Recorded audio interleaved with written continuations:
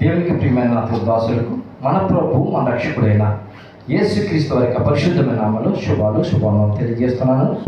ప్రత్యేకించి 9వ శిలువ ధ్యాన కూడికి ఏర్పాటు చేసుకున్నాను. ముగ్గురు బిడ్డలు కూడా శుభాలు తెలియజేస్తున్నాను. దేవుడు మమ్మల్ని దీవించి మీ కుటుంబాలు దీవించి ఆశీర్వదించును గాక. ప్రభునకు ప్రియమైన దేవ సంగమ, సమయం 9:25 అయిందండి. తొందరగా సమయాన్ని ముగిస్తాను. నేను ఒక హాఫ్ అన్ అవర్ చెప్పడానికి ప్రయత్నం చేస్తాను. ఆల్రెడీ ప్రార్థన చేశారు కాబట్టి వాక్య ధ్యానంలోకి వెళ్ళిపోదామండి. ప్రభువు యేసుక్రీస్తు యొక్క శిలువ శ్రమల ధ్యానాల్లో మనం ఉన్నాం. ప్రభువు యేసుక్రీస్తు ఆయన లోకాన్ని రక్షించడానికి వచ్చిన ప్రభు ఆయన ఎప్పటికీ 2024 సంవత్సరాల క్రితం ఈ భూమి మీదకి వచ్చేదని మనకు అందరికీ తెలుసు కదండి. మనం పరిశుద్ధ గ్రంథం ప్రకారం 2024 సంవత్సరాల క్రితం భూమి మీదకి వచ్చారు.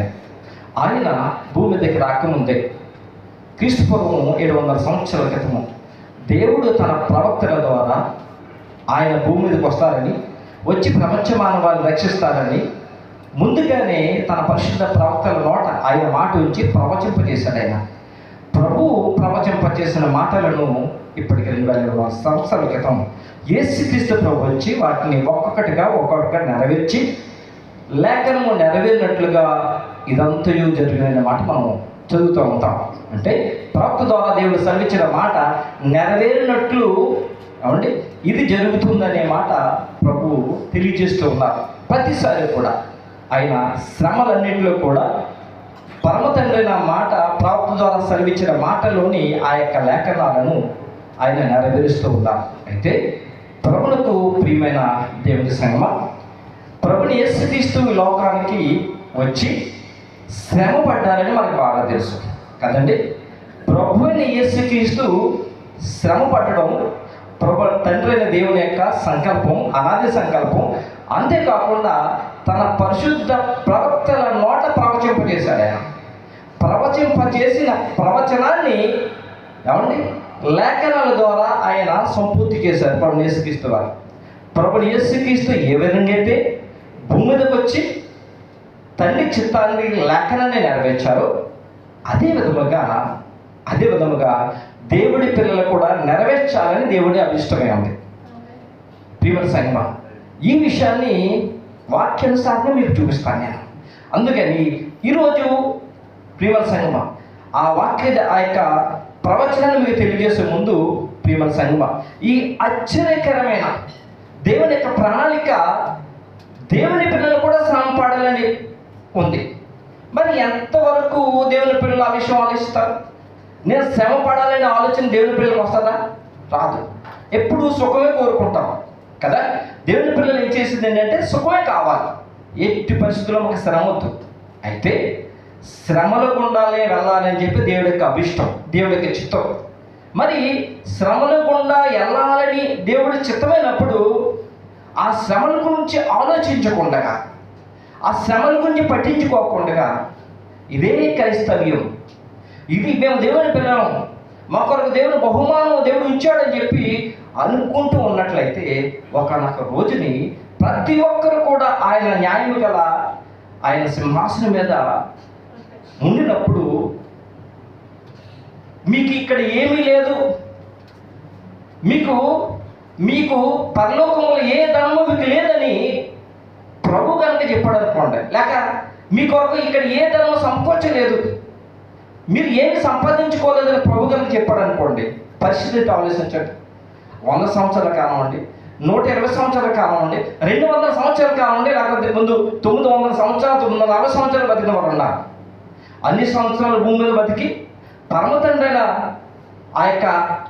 ఆయన న్యాయపీఠం ఎదుట మనం నిలబడినప్పుడు, లేక వారు నిలబడినప్పుడు, నా కుమారుడా, నా కుమార్తె, నువ్వు ఏమి సంపాదించుకోలేదు పరలోక ధర్మాన్ని ప్రభు అన్నప్పుడు పరిస్థితి ఎలా కూడా ఆలోచించండి.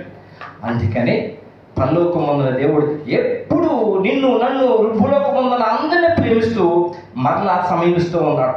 మరలా ఆయన సమీపిస్తూ ఉన్నాడు, మరలా మేలుకొలుపుతున్నాడు నిద్రపోతున్న వాళ్ళని. ఆయన ఆ విషయాలన్నీ కూడా ఈరోజు మీకు తెలియజేస్తున్నాను.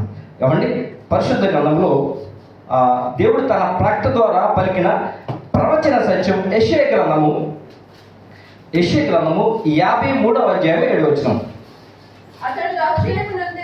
అతడు దౌర్జన్యం నొందెను, బాధింపబడినను నోరు తెరవలేదు. వదకు తేబడి గొర్రెపిల్లయు బొచ్చు కత్తిరించి వాని ఎదుట గొర్రెయు మౌనంగా నుండినట్లు అతడు నోరు తెరవలేదు. సరిపోతుందంటే ప్రవక్త ద్వారా దేవుడు సెలవిచ్చిన మాట. ఏమండి? అతడు దౌర్జన్యం నొందెను. ఎవరండి? యేసుక్రీస్తు వారు. బాధింపబడిన నోరు తెరవలేదు. ఎవరు? యేసుక్రీస్తు ప్రభు. వదకు దేవుడు గొర్రె పిల్లలు బొచ్చు కత్తిరించి వాళ్ళ ఎదుట గొర్రెయు మౌనంగా ఉన్నట్లు అతడు నోరు తెరవలేదు. ఎవరు? యేసుక్రీస్తు ప్రభు. యేసుక్రీస్తు. యేసు అంటే రక్షకుడు, క్రీస్తు అంటే అభిషక్తుడు. ప్రపంచ మానవాన్ని రక్షించడానికి పరలోకమందున దేవుని చేత అభిషేకింపబడి భూమి మీదకి వచ్చినవాడు. ఏమండి? అలాగూ భూమి మీదకి వచ్చిన ఆయన ఏమండి బాధింపబడినా కూడా నోరు తెరవలేదట. ఆశ్చర్యం అనిపించట్లేదు? ఏమండి? బాధింపబడినా కూడా నోరు తెరవలేదంట ఆయన. ఏమండి? ఎందుకు నోరు తెరవలేదు ఆయన? ప్రియమైన సంగమం, ఎందుకైనా నోరు తెరవలేదు? ఆయన ఏదో తప్పు చేశాడంటారా? ఏమన్నా పాపం చేశాడంటారా? ఏమండి? తప్పు పాపం చేయనప్పుడు ఎందుకు నోరు తెరవలేదు ఆయన? ప్రియమైన దేవుని సంగమా, ఏమండి? మరి తప్పు పాపము చేయలేదు, ఏ తప్పు లేదని దగ్గర, అలాంటప్పుడు నోరు తెరవకుండా ఎలా ఉన్నాడు? పేతురు గారు ఆయన ఏ పాపము చేయలేదని ఆయనతో పాటు 3.5 సంవత్సరాలు ఉన్న పేతురు గారు తెలియజేస్తున్నారు. మొదటి పేతురు పత్రిక 12:22 చూడండి.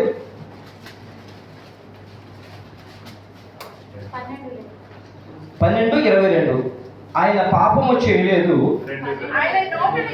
2:22 ఆయన పాపము చేయలేదు, ఆయన నోటను ఏ కపటమును కనపడలేదు. సరిపోతుందండి. ఏమండి? ఆయన పాపము చేయలేదు, ఆయన నోటను ఏ కపటమును కనపడలేదు. ప్రియమైన సంగమం, ఈ పాపము చేయలేదు, కపటము లేదు, దోషం లేదు, ఆయన దగ్గర ఏమి లేనప్పుడు ఎలా మాట్లాడుకుంటున్నారు? మన మీద మాట్లాడుకుంటామా? ఎవరన్నా కొడితే తిరిగితే ఊరుకుంటామా? ఊరుకుంటారంటారు ఎవరన్నా? అసలు ఊరుకుంటారా? అస్సలు ఊరుకోరండి. ప్రియమైన దేవుని సంగమం, ఒక మాట అంటే 10 మాటలు అంటారు. అంతేకాదు వీళ్ళు చెడ్డోళ్ళు అని చెప్పి ఫోన్ చేసి మరి చెప్తారు. చాటింగ్ చేస్తారు లోకంతో కూడా. లేనప్పుడు నిందలు కూడా వేసేస్తారు. లోకం ఉన్న జనాంగం అంటే లోకం యొక్క ఒకటి ఇలా ఉంది. లోకంలో మనుషులు పద్ధతి ఇలా ఉంది, కానీ దేవుడు అలా ఉండాలని అనుకోలేదు. ఇప్పుడు యేసుక్రీస్తు ఎలా ఉండాలో అలా ఉండాలనుకున్నారట దేవుడు. దేవుడికి స్తోత్రం కలుగును గాక. ఏమండి?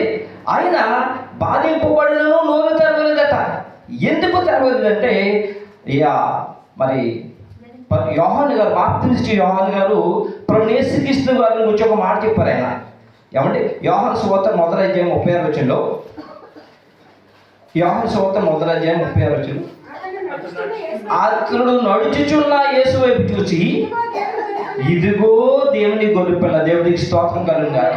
గొర్రెపిల్ల యొక్క స్వభావం ధరించేసుకున్నాడు. గొర్రెపిల్ల యొక్క స్వభావం. అందుకే యెషయా గ్రంథంలో దేవుడు సెలవిస్తున్నాడు, అతడు దౌర్జన్యము నొందెను. దౌర్జన్యం, బలవంతం, బలత్కారం చేయబడి బలత్కారంగా పట్టుకున్నారు ఆయన బలత్కారంగా పట్టుకున్నారండి. ఏమండి? బాధింపబడి అంటే గొర్రె పిల్లకి సాదృశ్యం. ఏమండి? గొర్రెల మందలో గొర్రెని దేవుని సంగమా, గొర్రెని బలవంతంగా పట్టుకోవాలి. కట్టికి వాళ్ళ సంతకి తీసుకెళ్తారు, బలవంతంగా పట్టుకొని కాళ్ళు చేయబడి వెళ్ళిపోతారు, లాక్కోతారు. దౌర్జన్యంగా పట్టుకుంటారు గొర్రెని. దేవుని సంగమా పట్టుకుని తీసుకొస్తారు. అంటే గొర్రె పిల్లకి సాదృశ్యం. ఏమండి? తీసుకొచ్చిన బాధింపబడిన బాధించిన గొర్రెంటి ఏం మాట్లాడదు, నోరు తెరవదు, కేకలు వేయదు. ప్రియమైన సంగమా, ఏమంటే బొచ్చి కత్తిరింపు గురించి మనకు బాగా తెలుసు. చాలాసార్లు విన్నాము మాట. ఎప్పుడైతే చాలా మరి మిషన్లు వచ్చాయి కాబట్టి ఒకసారి మిషన్లో పెడితే చక్క నీట్గా అప్పుడప్పుడు తలకి గుణిగినట్టుగా వచ్చేస్తుంది, చక్కగా నైస్గా వచ్చేస్తుంది. అవునండి ప్రియమైన సంగమా. అయితే పూర్వకాలం ముందు షార్ప్ అయిన కత్తులతో ఆ యొక్క గొర్రె బొచ్చి తీస్తూ ఉండేవారట. షార్ప్ అయిన కత్తులతో తీస్తూ ఉన్నప్పుడు ఆ గొర్రె తన బొచ్చినంతా కూడా ఇస్తుంది. ఎందుకు ఇస్తుంది? మనుషుల కోసం. ఆ గొర్రె మనుషులకు ఉపయోగపడుతుంది. ఆ గొర్రె వచ్చు మనుషులేమో దాన్ని హింసిస్తుంటారు. ప్రియమైన సంఘం, గొర్రె పచ్చి ఎందుకు? ఏమంటే స్వెటర్లు, రగ్గులు, ఇవన్నీ చేస్తూ అంటే మనిషికి ఉపయోగపడతాయి. గొర్రెకి మాత్రం రక్తసిక్తమైపోతాయండి. గొర్రె పిల్ల ఒళ్ళంతా రక్తమైపోతాయి. గొర్రెకి శ్రమ, మనిషికి సంతోషం. మళ్ళా ఆ చలి తట్టుకోవడానికి మళ్ళీ దానికి మళ్ళీ గొర్రెపచ్చి రావాలి. ఇన్ని చేసినా కూడా అది నోరు తెరవదట. అంతేకాకుండా వదకు తేబడి గొర్రె దగ్గరికి వెళ్తుంది, ఏమీ మాట్లాడదు. గొర్రెకి తెలుసు నన్ను వదిలించేస్తానని. దానికి సాదృశ్యంగా చూసుకున్నాడు ఆయన. అప్పుడప్పుడు ఈ మాటలు నిలబడుతుంటాయి. ఏమండి, తప్పు చేశారు కాబట్టి తలంచుకుంటారని చెప్పి అప్పుడప్పుడు అంటారు. తప్పు చేసిన వాళ్ళు ఏమండి తప్పు నిరూపిస్తే తల ఉంచుకుంటారు. తప్పు ఎలా చేశారు అనుకోండి, నువ్వు తప్పు చేసావు, అప్పుడు చిన్నపిల్లలు కొడతారు. ఎరా ఎందుకు అబద్ధం ఆడవరా, ఎందుకు అబద్ధం చేసావు కొడతాడు. వాడు ఏం చేస్తాడో కింద తల ఉంచుకుంటాడు. ప్రియమైన సంఘం, మాటికి తల ఉంచుకోరు. తల ఉంచుకున్నారంటే అర్థం ఏంటో తెలుసు అండి? గొర్రె పిల్ల స్వభావం. దేవుని నామమున మహిమ కలుగుగాక. ప్రభు యొక్క స్వభావం. మరి మేకలు ఎలా ఉంటాయి? ఎప్పుడు పైకి ఉంటాయి మేకలు, కిందకు చూడవు.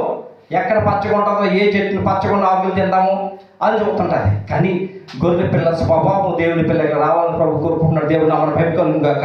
అలాగా గొర్రె పిల్లలకు ఆయన ఏమండి వదకు తీయబడి గొర్రెలాగా ఆయన నోరు తెరవలేదట. ఎందుకు ఆయన ఇంతగా ఓర్చుకున్నాడు? ఎందుకు ఓర్చుకోవాలి అని అంటే చక్కని మాట రాయబడి ఉంది. మొదటి పేతురు పత్రిక 2:23. పేతురు రాసిన మొదటి పత్రిక 2:23. ఆయన దూషింపబడి బదులు దూషింపలేదు, ఆయన శ్రమ పట్టబడి బెదిరింపగా న్యాయముగా తీర్పు తీర్చు దేవునికి తను తాను అప్పగించుకొనెను. దేవుడికి స్తోత్రం కలుగును గాక. ఆయన దూషింపబడి బదులు దూషింపలేదట. ఆయన శ్రమ పెట్టబడి ఏమంటే బెదిరించిన ఏమి చేసినా కూడా ఎందుకు మాట్లాడలేదట. ప్రియమైన సంఘం, ఆలోచించుకోండి. ఈయన దేవుడు మానవ స్వరూపంలో దాచిన భూమికి వచ్చాడు. అయినా కూడా దూషిస్తే మాట్లాడలేదట. ఈ యుగయుగంలో ఈయన మాట్లాడలేదు. మన ఆయుష్కాలం అంతండి 80 సంవత్సరాలు. ఇప్పుడు ప్రస్తుతం చూసుకుంటే 80, అధిక బలం ఉన్న 80 సంవత్సరాలు. 80 సంవత్సరాలు ఉన్న మనుషులు దూషిస్తే ఊరుకుంటారా? చెప్పండి. ఏమండి, బదులు దూషించుకుని ఉంటారా? శ్రమ పెడితే రెట్టింపు శ్రమ పెట్టుకుని ఉంటారా? అది ప్రభువుకిని మనుషులకు ఉన్న తేడా. అయితే ఎందుకు ఈయన చేస్తున్నాడు అని అంటే అద్భుతమైన మాట. తీర్పు తీర్చే దేవునికి తను తాను అప్పగించుకొనును. తీర్పు తీర్చే దేవుడు అక్కడ ఉన్నాడు పైన. దేవుని నామమున మహిమ కలుగును గాక. ఆయన అన్నీ చూస్తున్నాడు. న్యాయముగా తీర్పు తీర్చే దేవుడు. ఒక న్యాయ సిద్ధాంతం ఆయన పొంది ఆయన న్యాయము తప్పి ఎప్పుడు ఏది చేయడు. ఆయనకు అప్పు చెప్పుకున్నాడట. ఎందుకో తెలుసా అండి ప్రియమైన సంగమా? ఎందుకో తెలుసా? ఆయన విడిచిపెట్టకూడని ఆ మహాభాగ్యం విడిచిపెట్టి వచ్చేసాడు. మరలా ఆ భాగ్యం పొందుకోవడానికి, ఏమండి ఆ సంతోషం, ఆ ఆనందం పొందుకోవడానికి ఆయన తన ఎదుట ఉంచబడిన ఏమంటే ఆనందం కొరకై అవమానములను నిర్లక్ష్య పెట్టాడని చెప్పి హెబ్రీ పత్రిక 12:2 రాయబడిందండి. ఏమండి 12:2 కిందకి చదివినట్లయితే ఆయన తన ఎదుట ఉంచబడిన ఆనందం కొరకై అవమానములను నిర్లక్ష్య పెట్టి శిలువను సహించి దేవుని సింహాసనం యొక్క కుడి పార్శ్వమున ఆసీనుడై ఉన్నాడు. భూమి మీదకి వచ్చిన ఆ మహా ఆనందం పొందుకోవడానికి అంత పైకెచ్చింపడ్డాడు. దేవుడికి స్తోత్రం కలుగాక. అందుకండి ఇక్కడ ఒక మర్మం ఉంది. ఏమిటంటే ప్రియమైన సంగమా, పరలోకము నుండి దేవుడైనా సరే మానవ రూపం దాచుకుని భూమి మీద కొట్టే పరిపూర్ణ మానవుడిగా జీవించవలసిందే. దేవుడి చిత్తాన్ని ఎరగవలసిందే. జాగ్రత్తగా మీరు ఈ మాట జ్ఞాపకం ఉంచుకోండి. పరలోకంలో ఉన్న దేవుడు మానవ రూపం దాచుకుని మానవుడిగా జీవించాలంటే కూడా ఏమండి ఆ మానవుడు మరలా అంటే మానవ రూపం దాల్చుకున్నా కూడా పరలోకంలో ఉన్న దేవుని యొక్క సంకల్పం నెరవేర్చాలి. ఆయన ఇచ్చే ప్రతి ఆ యొక్క దీవెన కొరకు, లేకపోతే ఆశీర్వాదం కొరకు, ఆ ధన్యత కొరకు ఎదురు చూడాలి ప్రియమైన సంగమా. అందుకనే ప్రభువు యేసుక్రీస్తు తల్లి గర్భంలో ప్రవేశించాడు, మనం కూడా తల్లి గర్భం ద్వారా వచ్చాడు. ఆయన కన్యమర్య ద్వారా వచ్చారు, మనం ఏమండి మన తల్లిదండ్రుల ద్వారా మనం వచ్చాం. అయినా కూడా మన దేవుడు ఎలాంటి దేవుడు అంటే న్యాయం గల దేవుడు. ఆయన కుమారుడైనా ఒకటే న్యాయము, మనమైనా ఒకటే న్యాయం, భూమి మీద అందరికీ ఒకటే న్యాయం. ప్రియమైన సంగమా, ఆయన వచ్చి నేను దేవుడు కదా నేను ఏం చెప్పినా పర్లేదు అనుకోలేదు. కానీ ఆ ఆనందం కొరకు, ఆ సంతోషం కొరకు ఆయన మహాఘోరముగా శ్రమలు అనుభవించాడు. ఏమంటే ఆయన దూషింపబడ్డాడు, శ్రమ పెట్టబడ్డాడు, బహుగా నలుగొట్టబడ్డాడు. పిలువసం ఆలోచించేది. ఆయన నేను దేవుడిని కదా, నేను ఎన్ని చేయాలనుకుంటే ఆయన పరిపూర్ణ మానవుడు కాలేడు. అందుకే ఈయన గురించి ఈయన పరిపూర్ణ మానవుడు పరిశుద్ధంగా రాయబడింది. ఆయన 40 రోజులు ఉపవాసం చేసినప్పుడు ఏమండి ఆయన దేవుడు కదా, రాళ్ళను రొట్టెలు చేసుకుని తినేయచ్చు, కానీ క్రమము కాదు. రాళ్ళను రొట్టెలు చేసుకుని తినలేదు.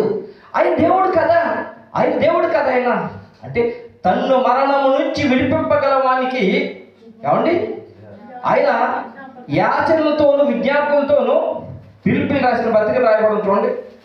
ఇక్కడ ఎబ్రీ పత్రికలో 5వ అధ్యాయంలో రాయబడి ఉందని, ఆ శరీరధారి ఉన్న దినములలో మహారోధముతోను కన్నీళ్లతోను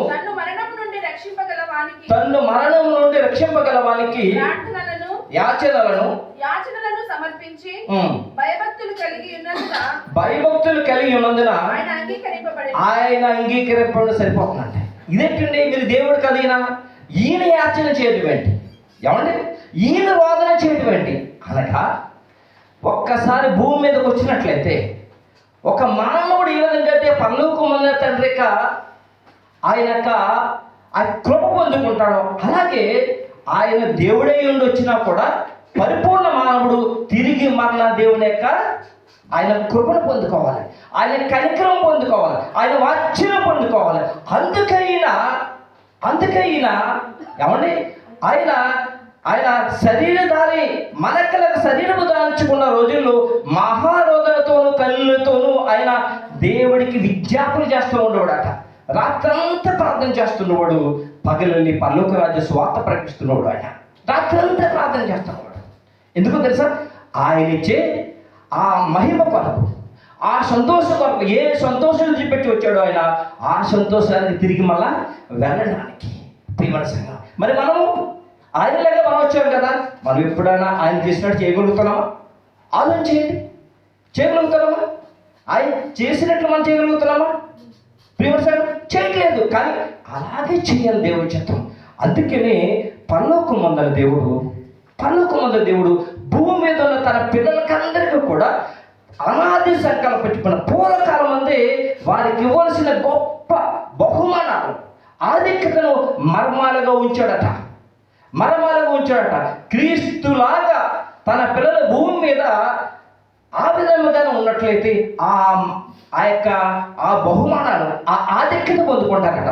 ఆ మర్మాల గురించి ఎఫెసీ పత్రికలో అపోస్తలుడు పౌలు గారు తెలియజేస్తున్నారు. క్రీస్తు పూర్వం నుండి అది మర్మముగా ఉందట. పరలోకపు తండ్రి మర్మము ఉంచాడట. ఎఫెసీయులకు రాసిన పత్రిక అపోస్తలుడు పౌలు గారు 3వ అధ్యాయం 8వ వచనం నుండి, దేవుడు మన ప్రభువైన యేసుక్రీస్తునందు చేసిన నిత్య సంకల్పము చెప్పున పరలోకములో ప్రధానులకును అధికారులకును సంఘము ద్వారా తన యొక్క నానా విధమైన జ్ఞానము ఇప్పుడు తెలియజేయవలెనని ఉద్దేశించి శోధింప సఖ్యం గాని క్రీస్తు ఐశ్వర్యమును అన్యజనులలో ప్రకటించుటకును సమస్తమును సృజించిన దేవుని యందు పూర్వకాలము నుండి మరుగైన మర్మమును కూర్చిన ఏర్పాటు ఎట్టిదో అందరికీ తేటపరచుటకును పరిశుద్ధులందరిలో అత్యల్పుడైన నాకు ఈ కృప అనుగ్రహింపబడిన చదువుగానండి ప్రియమైన సంఘం. దేవుడు తన అనాది సంకల్పం చెప్పిన ఏమండి భూమి మీద ఉన్న తన ప్రియ పిల్లలందరికీ కూడా గొప్ప ధన్యత, గొప్ప ఆధిక్యత ఇవ్వాలని చెప్పి అవి మర్మాలుగా ఉంచాడట. ఎవరికి తెలియజేయలేదట. ఆయనతో పాటు ఉన్న ప్రధానులు కానీ, పెద్దలు కానీ, దూతలు కానీ, కెరూబులు కానీ, శిరపులు పరలోకంలో ఎవరికి తెలియజేయలేదట. ఆయన నీ కొరకు, నా కొరకు, ప్రపంచ మానవాళి కొరకు గొప్ప ధన్యత, గొప్ప బహుమానం దాచి ఉంచాడట ప్రియమైన సంఘం. ఆ దాచి ఉంచిన మర్మమైన వాటిని ఏమంటే ఆ గొప్ప బహుమానం మీకు ఇచ్చాడని చెప్పి అపోస్తులకు తెలియజేసినట. సంఘము ద్వారా దేవుడికి స్తోత్రం కలుగును గాక. సంఘము కొరకు ఆయన ప్రాణం పెట్టాడు కాబట్టి, సంఘం కొరకు రక్తం కాల్చాడు కాబట్టి, సంఘం అంటే ఎంత ప్రేమో ఆయనకి దేవుడికి స్తోత్రం కలుగును గాక. ఆ ప్రేమ కలిగిన ప్రభు ఏమండి పరమ తండ్రి సంఘము ద్వారా తన పిల్లలకి ఇవ్వబోయే ఆ గొప్ప బహుమాన ధన్యతని మర్మముగా ఉంచాడట. ఏమండి ఇప్పుడు చదువుదామండి.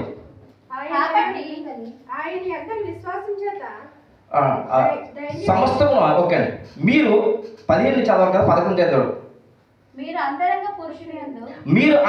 పురుషుని యందు శక్తి కలిగి ఆయన ఆత్మ వలన బలపరచబడినట్లుగాను, క్రీస్తు మీ హృదయములలో విశ్వాసము ద్వారా నివసించినట్లుగాను, తన మహిమైశ్వర్యం చెప్పున మీకు దయచేయవలెనని, మీరు దేవుని సంపూర్ణత యందు పూర్ణులగునట్లుగా ప్రేమ యందు వేరుపారి స్థిరపడి సమస్త పరిశుద్ధులతో కూడా దాని వెడల్పు, పొడుగు, లోతు, ఎత్తు ఎంతో గ్రహించుకొనుటకు జ్ఞానమునకు మించిన క్రీస్తు ప్రేమను తెలుసుకొనుటకును తగిన శక్తి గలవారు కావాలని ప్రార్థించుచున్నాను. దేవుడికి స్తోత్రం కలుగును గాక. మీరు అంతరంగ పురుషుని యందు మన ఆత్మ ఏమంటే శక్తి కలిగి ఉండాలట. దేవుని యొక్క ఆత్మ బలం వల్ల బలపరిచినట్లుగా ఉండాలట. అలా ఉండాలంటే క్రీస్తు మీ హృదయంలో ఉండాలంటున్నాడు. దేవుడికి స్తోత్రం కలుగును గాక. క్రీస్తు మన హృదయం ఉంటే మన ఆత్మ ఏమవుతుందంటే బలపరచబడుతుంది, శక్తి కలిగి ఉంటుంది. అప్పుడు మనం పరిపూర్ణమై ఆ ప్రేమ యొక్క లోతు, ఎత్తు, పొడవు ఎంతో గ్రహించగలుగుతాం. తద్వారా దేవుని యొక్క చిత్తము తెలుసుకున్న వారమై ప్రభు యొక్క స్వరూపములోకి మనం మార్చగలుగుతాం. తద్వారా దేవుడిచ్చే ఆ గొప్ప బహుమానం మనం పొందుకుంటాం. దేవుడికి స్తోత్రం కలుగును గాక. అలాగే మీరు ఉండాలని అదే తెలిసిన పౌలు గారు సంఘాలకి తెలియజేస్తున్నాడు. మర్మముగా ఉంచాడట ఆయన. ప్రియమైన సంఘం, ఏ మర్మంగా ఉంచాడో ఇప్పుడు చూద్దాం. ఏ మర్మంగా ఉంచాడో, ఎక్కడ ఉంచాడో, ఎలా ఉంచాడో చూద్దాం ప్రియమైన సంఘమా. ఏమండి ప్రకటన గ్రంథము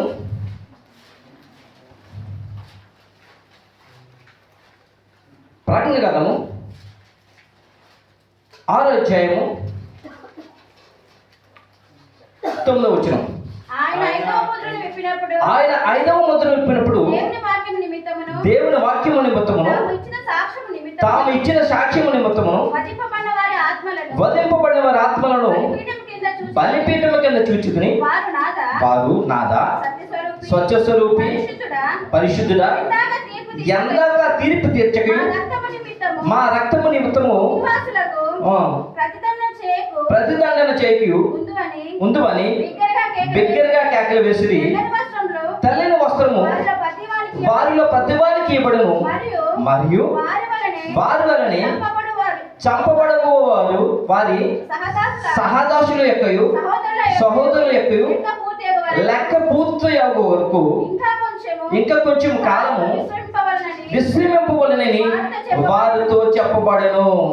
పరలోకమందున్న దేవుడు మహామహుడై, మహోన్నతుడై, సర్వశక్తిమంతుడై, అంటే మహా తేజోమయుడై ఆయన మహిమ గల సింహాసనం మీద కూర్చుని ఉన్నాడు. ప్రియమైన సంఘం, ఈ విషయాన్ని యేసుక్రీస్తు ప్రభువారు ఏమండి తన దాసుడైన యోహాన్ని ఆయన ఆత్మతో నింపి పరలోకంలోకి తీసుకెళ్ళి పరలోకంలో జరుగుతున్నదంతా కూడా చూపిస్తూ ఉండగా ఆ యోహాను గారు ఆ జరిగిన విషయాలన్నీ కూడా రాసి ఈ కాలంలో మనకు తెలియజేశారు. ఇది అంటే దేవుడు పరలోకమైన దేవుడు ఏమండి పరలోకమైన దేవుడు భూమి మీద ఉన్న ఆయన పిల్లలకు సంఘము ద్వారా గొప్ప ఆధిక్యతను, గొప్ప కృపను ఏమంటే ఆయన మర్మముగా దాచి ఉంచాడు కదా. ఆ మర్మము ఏదైతే ఉందో దానిని తండ్రి దేవుడు ఒక గ్రంథములో రాసి చేతి పట్టుకు ఉంచాడట. దేవుడికి స్తోత్రం కలుగును గాక. ఆ గ్రంథములో ఉన్న ఆ గ్రంథాన్ని ఎవరు తీసి చూడలేరట. ఎవరు ఆ యొక్క మహిమలోకి వెళ్ళరు, ఆ గ్రంథాన్ని తెరిచి చూడలేరు ప్రియమైన సంగమా. అందుకని ఇవన్నీ కూడా ఈ 5 అధ్యాయముల విషయాలన్నీ కూడా రాబడ్డాయి. మనకు సమయం తక్కువ ఉంది ప్రియమైన సంగమా. ఆ గ్రంథ చూడు, మరియు లోపల వెలుపట రాత కలిగి 7 ముద్రలు గట్టిగా వేసిన ఒక గ్రంథము సింహాసనం ముందు ఆశీనులై ఉండేవాడి కుడి చేతిని చూచితిని, మరియు దాని ముద్రను తీసి ఆ గ్రంథం ఇప్పుడు యోగ్యుడైన వాడు ఎవడని బలిష్ఠుడైన దేవదూత బిగ్గరగా ప్రచురించుచుండగా చూచితిని. అయితే పరలోకమందు కానీ భూమి మీద కానీ భూమి కింద కానీ ఆ గ్రంథం ఇప్పటికైనాను చూచుడికైనాను ఎవరికి శక్తి లేకపోయాను. ఆ గ్రంథం ఇప్పటికైనాను చూచుడికైనా యోగ్యుడైనను కనబడినందున నేను బహుగా ఏడ్చుచుంటుని. ఎవరో యోహాను గారు ఏడుస్తున్నారు. అయ్యో, ప్రభు యొక్క గ్రంథంలో ఉన్న విషయాలు ఎవరు తెలియజేస్తారు అని ఏడుస్తుంటే, ఎందుకంటే సమయం బాగా తక్కువ ఉందని. అందుకని అప్పుడు అక్కడ ఉన్న పెద్దలలో ఒక ఆయన అంటారు కదా, తన రక్తము చేత భూలోక నివాసాలందరినీ కొన్న గొర్రె పిల్ల మాత్రమే ఆ యొక్క గ్రంథం ఇప్పి చూడగల సముద్రుడు అని చెప్పి దేవునితో పాటు ఆ గొర్రె పిల్లకు కూడా స్తోత్రములు స్తుతులు అన్నీ కూడా చెల్లిస్తూ ఉన్నారట. ప్రియమైన సింహాసనాసీనుడైన వానికి గొర్రె పిల్లకును స్తోత్రములు ఘనతయు మహిమయు ప్రభావములు యుగయుగములు కలుగునని చెప్పుట వీటిని అప్పుడు గొర్రె పిల్లైన ప్రభు తండ్రి చేతుల్లోంచి ఆ గ్రంథం తీసుకుని 7 ముద్రలు కోటి ఇప్పుతున్నాడు. అలా విప్పినప్పుడు 5వ ముద్ర ఇప్పినప్పుడు మర్మమైందో దాన్ని తెలియజేస్తున్నాడు ఆయన. 5వ ముద్రలో ఏమి మర్మమైందంటే ప్రియమైన సంగమా, ఏమండి, దేవుని వాక్యము నిమిత్తమును ఆయన 5వ ముద్ర విప్పినప్పుడు దేవుని వాక్యము నిమిత్తమును తాము ఇచ్చిన సాక్ష్యము నిమిత్తమును వధింపబడిన వారి ఆత్మలను బలిపీఠం కింద చూచితిని. వధింపబడిన వారట అంటే చంపబడ్డవారు, శిరచ్ఛేదం చేయబడిన వారు, రంపాలతో కోయబడిన వారు, రాళ్లతో పట్టబడిన వారు, ఏమండి, వారిని చూశారట. వీరు ఎందుకు చంపబడ్డారు, ఎందుకు వదిలింపబడ్డారు వీరు అంటే, ఎందుకు వదిలింపబడ్డారంటే దేవుని వాక్యము నిమిత్తం అనగా ప్రభుని యేసుక్రీస్తు కొరకు తండ్రి దేవుని పరలోక రాజ్య సువార్త నిమిత్తం ఆ వాక్యం ప్రకటించడానికి ఆయన సాక్ష్యం చెప్పడానికి వెళ్ళినవారు చెప్పరట. అలా చంపిన వారిని వారొక్క ఏమండి, అలా చంపిన వారు వారి ఆత్మలు బలిపీఠం కింద ఉన్నట్ట.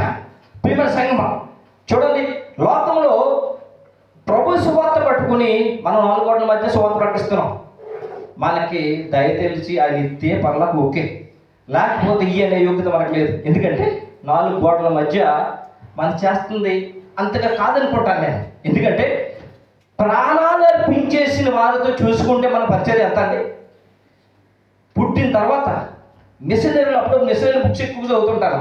పుట్టిన తర్వాత డిగ్రీ వరకు చదివేసి వాళ్ళు చీట్లు వేసుకుంటారు.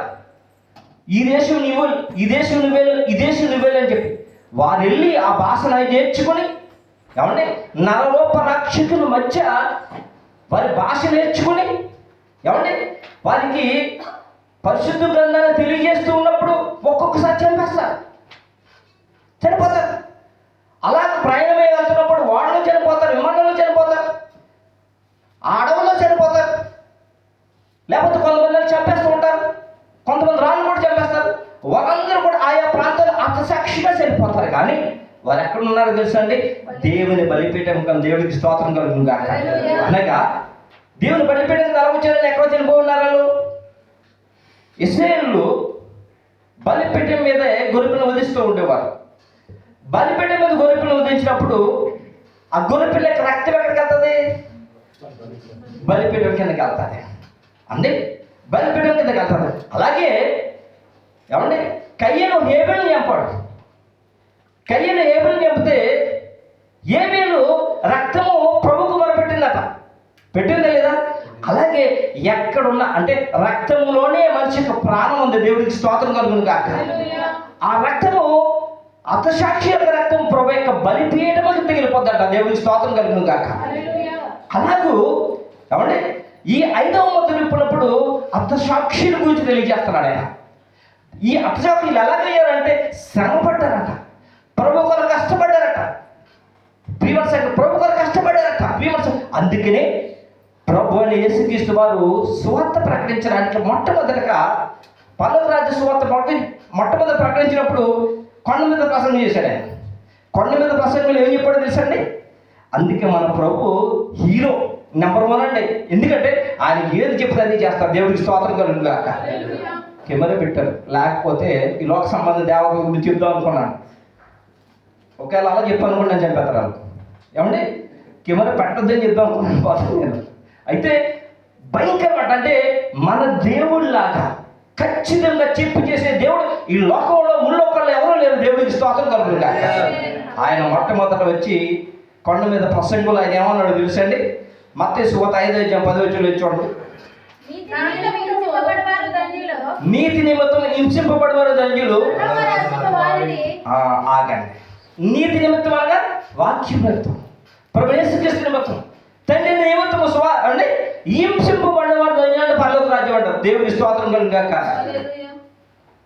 హతసాక్షులు ఎక్కడికి వెళ్ళిపోయారు? పరలోకంలో బలిపీఠం కిందకి వెళ్ళిపోయారు. అప్పుడు చెప్పాడు ఆయన, మొట్టమొదటి చెప్పాడు కొండ మీద ప్రసంగంలో, నీతి నిమిత్తం హింసింపబడేవారు ధన్యులు, పరలోక రాజ్యము వారిది. నా నిమిత్తము జనులు మిమ్మల్ని నిందించి హింసించి మీ మీద చెడ్డ మాటలల్లా పలుకున్నప్పుడు ధన్యులు, సంతోషించి ఆనందించుడి, పరలోకమందు మీ ఫలం అధికమగును. సంతోషించి ఆనందించిరి. మొట్టమొదటిగా చెప్పి జ్ఞాపకం చేస్తున్నాను నేను. ఇదే క్రైస్తవ్యం. మేము దేవుని పిల్లలం, దేవుని ప్రేమిస్తున్నామని చెప్పి ఇలా కొనసాగాలనుకోండి. అక్కడికి వెళ్ళిన తర్వాత నాయన పరలోక ఫలం ఏది, పరలోకం మీ ధనం ఏదని ఆయన అడిగాడంటే ఏం పొందా చెప్పండి. 200 సంవత్సరాలు, 900 సంవత్సరాలు, 100 సంవత్సరాలు, 80 సంవత్సరాలు భూమి మీద అబ్బో నేను చాలాసార్లు చర్చికి వెళ్ళానండి, పాటలు పాడానండి, వాక్యం చెప్పానండి అది చెప్తే నాయన నీ క్రియలు ఏమని అడిగాడు అనుక ఆయన ఏమని చెప్పగలమంటారా? ఆలోచించేయండి. అందుకే మొట్టమొదటి ఆయన అన్నాడు, నా నిమిత్తము జనులు మిమ్మల్ని నిందించి హింసించి మీ మధ్య చెడ్డ మాటలలో పడుతున్నప్పుడు మీరు ధన్యులు, సంతోషించి ఆనందించుడి, పరలోకమందు మీ ఫలము అధికమగును. దేవుడికి స్తోత్రం కలుగును గాక. అందుకే పౌలు గారు ఏమంటున్నారో తెలుసా అండి. పౌలు గారు తిమోతికి రాసిన 2వ పత్రిక 4వ అధ్యాయం 7వ వచనం ఉన్నాడు చూడండి. మంచి పోరాటము పోరాడుతుని నా పరుగు కడముట్టించుతుని విశ్వాసము కాపాడుకుంటుని. చదువుతుంది కానీ మంచి పోరాటం పోరాడుతుని నా పరుగు కడముట్టించుతుని విశ్వాసము కాపాడుకుంటుని. మంచి పోరాటం, పాపముతో పోరాటం, పాపం అంటకుండా పోరాడాడండి. నా పరుగు కడముట్టించుతుని స్వార్థ పరుగు, రక్తము కారినట్లుగా అనేక మార్లు దెబ్బలు తిన్నాడు, అనేక మార్లు కొట్టి పారేశారు, చనిపోవడం వదిలిపెట్టేశారు. అలా ఉన్నదా దేవుడి విశ్వాసుల యొక్క పరిస్థితి? ప్రియుల సంగమా, ఏమండి విశ్వాసం కాపాడుకుంటేనే ఇన్ని పనులు చేస్తున్నాను కదా, నాలో గర్వం రాకుండా నేను హెచ్చించకుండా శరీరాన్ని నలగొట్టుకుంటూ వచ్చాడు. దేవుడికి స్తోత్రం కలుగును గాక. మంచి పోరాటం పోరాడింది, నా పరుగు కడముట్టించింది, విశ్వాసం కాపాడుకుంటుని. ఇప్పుడు చదవండి 8వ వచనం. ఇక మీదట నా కొరకు నీతి కిరీటం ఉంచబడినది ఆ దినమందు. ఒక్కసారి ఆగండి. ఇక మీదట నా కొరకు నీతి కిరీటం ఉంచబడినది పరలోకమందు. దేవుని యొక్క బలిపీఠం కింద వధింపబడిన ఆత్మలకు దేవుడు పోయే బహుమానం కొరకు ఏ విధంగా అయితే వారు చూస్తున్నారో అదే బహుమానం సిద్ధంగా ఉందంట. ఇంక దేవుడికి స్తోత్రం కలుగును గాక. అవండి. అంతేకాకుండా ఆ దినమున నీతిగల న్యాయాధిపతి అయిన ప్రభు అది నాకు మాత్రమే కాకుండా తన ప్రత్యక్షతను అపేక్షించే వారందరికీ ఆయన అనుగ్రహించును. ఆ పౌలు గారిలాగా ఎంతమంది అయితే ఆయన వాక్యం నిమిత్తం శ్రమ పడతారో, శ్రమల ద్వారా ప్రభు యొక్క చిత్తాన్ని నెరవేరుస్తారో వారికి ఇస్తాడట. ఇది దేవుని యొక్క చిత్రం అంటే, ఇది యొక్క దేవుని మర్మం అంటే ప్రియమైన సంగమా. ఇది యొక్క దేవుడు అంటే ప్రభుని యేసుక్రీస్తు వారి కొరకే శ్రమలు, ఆయనే శ్రమ అనుభవించారు. ఇంకా ఎవరు కూడా శ్రమ అనిపించే అవసరం లేదని ఎప్పుడు అనుకోవద్దు. నా కొరకు ప్రభు చనిపోవడం సరిపోదు, నేను అలా ఉన్నా పర్లేదని ఎప్పుడు అనుకోవద్దు. దేవుని ప్రియమైన సంగమా, ఎప్పుడు అనుకోవద్దు, ఎప్పుడు అనుకోవద్దు. ప్రభుని యేసుక్రీస్తు వారి గురించి రాయబడింది, ఆయన నెరవేర్చారు, సంపూర్తి చేశారు, పరలోకములకు ఆరోహణం అయిపోయాడు. దేవుడికి స్తోత్రం కలుగునుగా. ఎబ్రీ పత్రిక 12 అధ్యాయం 2 వచనం చదివించి ఒకసారి చూడండి. 12 మన ఎదుట ఉంచబడిన పందెంలో ఓపికతో పరిగెత్తడము, ఆయన తన ఎదుట ఉంచబడిన ఆనందము కొరకై అవమానమును నిర్లక్ష్యపెట్టి సిలువను సహించి దేవుని సింహాసనం యొక్క కుడి పార్శ్వమున ఆసీనుడై ఉన్నాడు. దేవుడికి స్తోత్రం కలుగును గాక. అద్భుతం అండి, మహాద్భుతం అండి. ఆయన దేవుడై ఉండి భూమికి వచ్చి ఎంతవరకు శ్రమ పడాలి అంతవరకు శ్రమ పడ్డాడు. ఎందుకంటే తిరిగి ఆ యొక్క మహిమను పొందుకోవడానికి, తిరిగి ఆనందంలో ప్రవేశించడానికి అది కంప్లీట్ చేశాడు. అందుకని ఆయన చూసి మీరు కూడా ఈ విధంగా చేయాలని చెప్పి పౌలు గారు తెలియజేస్తున్నారు. అంతేకాకుండా ప్రభుని యేసుక్రీస్తు వెళ్ళిపోయిన తర్వాత ఆయనలో ఎంతోమంది విశ్వాసులు ఏమండి వారు తమ పరుగును కనబుట్టించారట. వాళ్ళందరూ తెలుసండి, వాళ్ళందరూ గొప్ప సాక్ష్య సమూహం అంట. ఎబ్రీ పత్రిక 12 అధ్యాయం చదివారు కదా, మొదలు చూడండి. ఇంత గొప్ప సాక్ష్య సమూహము మేఘం వలె మనల్ని ఆవరించి ఉన్నందున మనము కూడా ప్రతి భారమును సులువుగా చిక్కులు పెట్టే పాపమును విడిచిపెట్టి విశ్వాసంలో కర్తయు దానిని కొనసాగించువాడైన యేసు వైపు చూచుచు మన ఎదుట ఉంచబడిన పందెము సరిపోతుందండి. విశ్వాసము కర్త అని రాయబడి కిందే ఉందండి సేనాధిపతి. మనకంటే ముందు మన సేనాధిపతి జయించాడు. దేవుడికి స్తోత్రం కలుగును గాక. సులువుగా చిక్కులు పెట్టే పాపం, ప్రతి చిన్న దానికి బాధ, ప్రతి చిన్న దానికి కోపం, వీటినే ఆలోచించుకుంటూ వెళ్తే అసలైన పనులు అసలైన పోరాటం ఎప్పుడు పోరాడతామండి?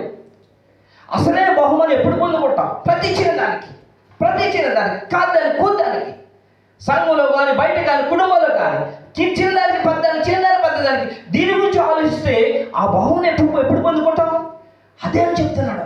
సులువుగా చిక్కులు పెట్టే పాపం, ప్రతి చిన్న విషయం కూడా ఏమంటే భూతంతో చూస్తే పాపంలో పడవేసి అసలైన విషయాన్ని సాధన పక్కన పెట్టేసి లేనిపోయింది ఉపయోగం లేదని చూపిస్తాడు. నేనంటే నేను, నువ్వంటే నువ్వు, నేనంటే నువ్వు. ఇవి సులువుగా చిక్కులు పెట్టే పాపం అంట. వాటిని విడిచిపెట్టండి, అది కాదు ముఖ్యం. మనకి ఏది ముఖ్యం అంటే విశ్వాసంలో కర్తయు దానిని కొనసాగించబడిన యేసు వైపు చూచుచు మన ఎదుట ఉంచబడిన పందెమును ఓపుకుతో పరిగెడతాము. మన లోపలి సార్ అంతకుముందు ఫుట్బాల్కి వెళ్ళాడు, ప్రైజ్ కోసం వెళ్ళాడా లేకపోతే నాకు అవసరం లేదని ఖాళీకి వెళ్ళాడా? అదేవిధంగా మన రాజేష్ గారి పిల్లలు కూడా వెళ్ళారు. ప్రైజ్ కోసమే, లేకపోతే బహుమానం కోసమే. అలాగే భూమి మీద పిల్లలందరూ కూడా బహుమానం కొరకే తిరగటం మనకు ఉద్దేశం. అదే దేవుడికి స్తోత్రం కలుగును గాక. ఒక్కసారి మన రక్షణ పొందామంటే అదే ఉద్దేశం. అపోస్తలుడు పౌలు గారికి ఏదైతే దేవుడు ఆ నీతి కిరీటం ఉంచాడో, ఆ బహుమానం ఉంచాడో, అదే ఉద్దేశంతో మనం ఉండాలి. అందుకే మనకంటే ముందు గొప్ప సాక్షి సమూహం సిద్ధపడిపోయిందట. అదే ప్రకటన గ్రంథంలో మర్మంగా ఉంచి చెప్తున్నాడు. ఆయన ఏంటంటే మీతో సహదాసులను ఆరోగ్యంతో ఒకసారి చూద్దాం.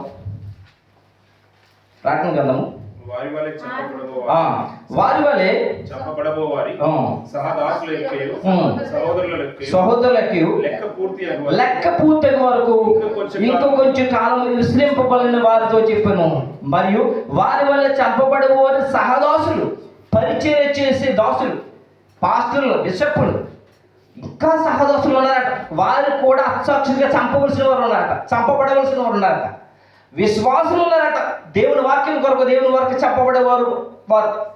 కాబట్టి వారి కొరకు కూడా మీరు ఆగండి, కొంతకాలం ఆగండి. వారైతే ప్రభువా మా ప్రాణాలు పెట్టేశావు, రక్తం కార్చే ప్రభా, మమ్మల్ని మాకు ఎప్పుడు ఆ బహుమానం ఇస్తావు, ఎప్పుడు ఆ మహిమలో గురించి పెడతావు, ఎప్పుడు ఆ సింహాసనం ఇస్తామని వాళ్ళు అడుగుతుంటే, ఆగండి నాయన ఆగండి, మీతో పాటు దేవుని దాసులు ఉన్నారు ప్రాణం పెట్టడానికి, మీతో పాటు విశ్వాసం ఉన్నారు ప్రాణం పెట్టడానికి, అప్పటి వరకు ఆగండి అని చెప్పి ఇప్పుడు పౌలు గారు చెప్తున్న మాటలు మనకు ఒకసారి జ్ఞాపకం చేసుకుందాం. ఏమండి, ఇప్పుడు చదువు కదా 12వ అధ్యాయం. ఇంత గొప్ప సాక్షి సమూహము మేఘమల్లి మన ఆవరించి ఉన్నందున మనము కూడా ప్రతి భారమును సులువుగా చిక్కులపెట్టి పాపమును విడిచిపెట్టి విశ్వాసమునకు కర్తయు దానిని కొనసాగించువాడునైన యేసు వైపు చూచుచు మనైతే ఉంచబడిన పందెంలో ఓపికతో పరిగెత్తుదామో. ఎబ్రీ పత్రిక 11వ అధ్యాయం 39 చూడండి. 11వ అధ్యాయం 39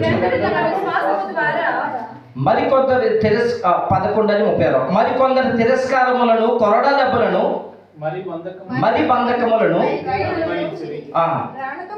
రాళ్లతో కొట్టబడి, రంపంతో కోయబడి, శోధింపబడి, ఖడ్గముతో చంపబడి, గొర్రె చర్మములను మేక చర్మములను వేసుకుని దరిద్రులై ఉండి శ్రమపడి హింస పొందుచు అడవులలోను, కొండల మీదను, గుహలలోను, సొరంగాలలోను తిరుగులాడుచు సంచరించిరి.